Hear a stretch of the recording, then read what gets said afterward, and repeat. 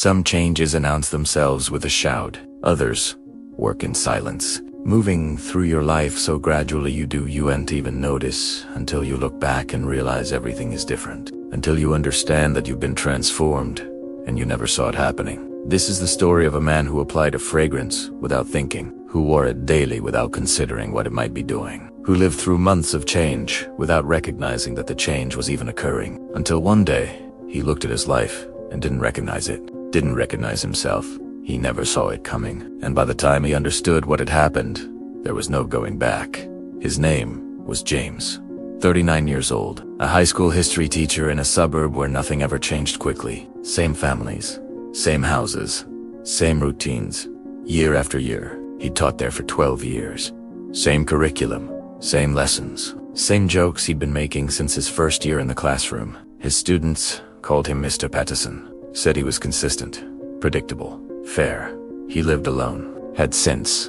College, dated occasionally, but never seriously. He had friends, but kept them at a distance that prevented any real intimacy. His life was carefully calibrated for minimal disruption, minimal surprise, minimal change, and he liked it that way. He preferred the predictable over the possible, the known over the unknown. His apartment reflected that philosophy. Everything in its place, everything the same. He'd had the same furniture for a decade, the same routine for even longer. Wake at 6, shower, coffee, school, home, dinner, grade papers, bed, repeat.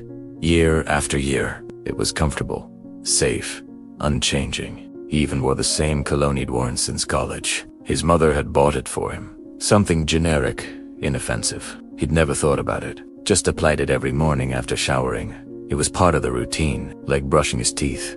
Automatic, unexamined. The bottle ran out on a Tuesday. He'd known it was getting low, had meant to buy a replacement, kept forgetting. Now it was empty, and he was running late. No time to stop at the store before school. In his medicine cabinet, he found a bottle he didn't remember buying. Probably an old gift.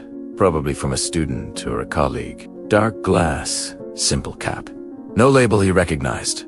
He opened it quickly, applied it without thinking. He just needed something, just needed to maintain the routine. The specifics didn't matter. The scent was different from his usual, darker, more complex, but he was already late, already grabbing his bag, already heading to the car. He didn't think about it, didn't consider it, just moved forward with his day. At school, his first period class seemed different. The students were more engaged, listening more carefully, asking better questions. He attributed it to his lesson plan, to his teaching, to the random variation in attention that happened some days and not others. His colleague stopped him in the hallway. Sarah, an English teacher he'd worked with for 8 years. They had a polite, professional relationship. Friendly, but not close. "Did you change something?" she asked. "Change what?" "I don't know," she said. "You just seem different today. More present. Like you're actually here, instead of going through the motions." James deflected, said he didn't know what she meant, but the comments stayed with him. Had he been going through the motions? Had 12 years of the same lessons turned him into an automated version of a teacher? Had his routine become a performance that didn't require his actual presence? He wore the new cologne the next day, and the next, not consciously deciding to, just because it was there, because his usual bottle was still empty. Because buying a replacement required thought and effort he didn't feel like expending. Small things started changing. Students stayed after class to ask questions, not about homework, about history itself, about how the past connected to the present, about patterns across time, about things James knew but hadn't talked about in years because students usually didn't care. Sarah started having lunch with him, not occasionally, regularly. She wanted to discuss books, ideas, teaching, philosophy, conversations that went deeper than the polite professional exchanges they'd had for years. She seemed genuinely interested in his perspectives, valued his thoughts in ways people hadn't before. Other teachers included him in plans, invited him to dinners, to gatherings, social events he'd never been included in previously. Not because they disliked him, but because he'd been so consistently unavailable that they'd simply stopped asking. Now they were asking again, and he was saying yes. Not planning to, just finding himself agreeing, finding himself wanting to go, finding himself enjoying it. Months passed. His life was different, more social, more connected, more engaged. But the changes had accumulated so gradually he didn't recognize them as changes. Didn't notice that the person he'd been isolated, routine-bound, going through the motions, was disappearing, being replaced by someone more present, more connected, more alive. Then Sarah asked if he wanted to get dinner, just the two of them, not a work event, not a group gathering. En actual data, James said yes before he could even think about it, before applying his usual caution, before remembering that he didn't do relationships, didn't do intimacy, didn't do anything that might disrupt his carefully maintained equilibrium. The dinner was easy. The conversation flowed. They talked about everything: books, travel, childhood, dreams they'd had and abandoned, dreams they still had. James heard himself saying things he'd never said to anyone, sharing thoughts he usually kept private, being vulnerable in ways he'd spent his adult life avoiding. They started dating, properly, exclusively. It was the first serious relationship he'd had since his 20s. The first time he'd let someone close enough to matter, and it felt natural. It felt right. Felt like something he should have been doing all along instead of hiding behind routine and predictability. His teaching evolved. He stopped relying on the same lessons, started developing new material, started taking risks with the curriculum, started caring whether students actually learned, rather than just passing tests. His evaluations improved. His principal mentioned it, said whatever he was doing differently, he should keep doing it. He redecorated his apartment, got rid of the furniture he'd had for a decade, bought new things. Things that reflected a taste he hadn't known he had. Things that made this space feel alive rather than just functional. Sought help it, offered opinions. He accepted them. Let her influence his choices.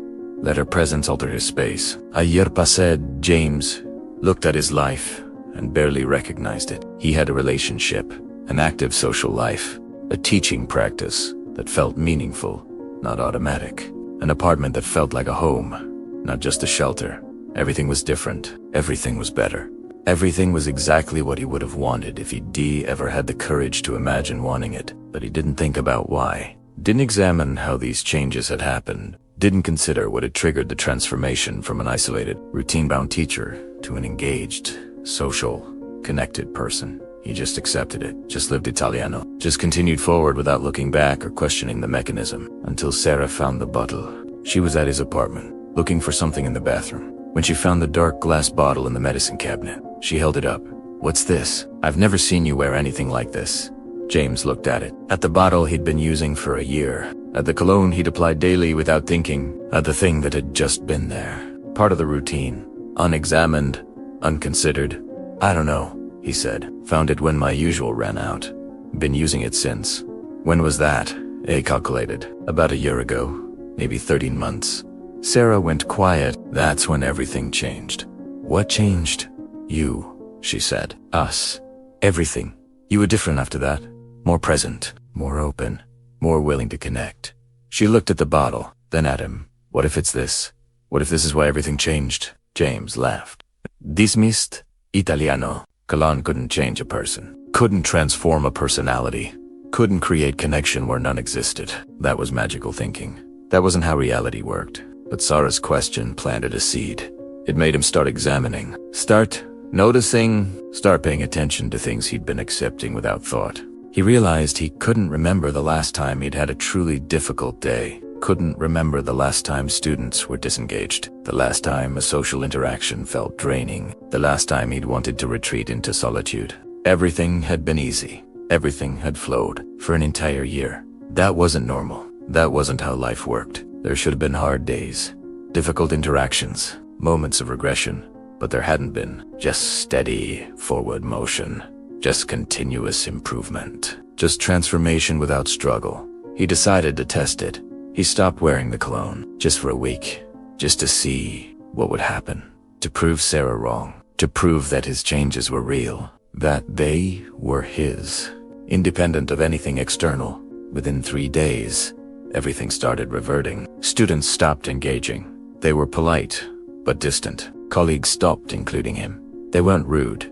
They just forgot. Returned to treating him like the background fixture he'd always been. Sarah mentioned he seemed distant, said she felt him pulling away. Said she was worried and felt it too. Felt himself retreating.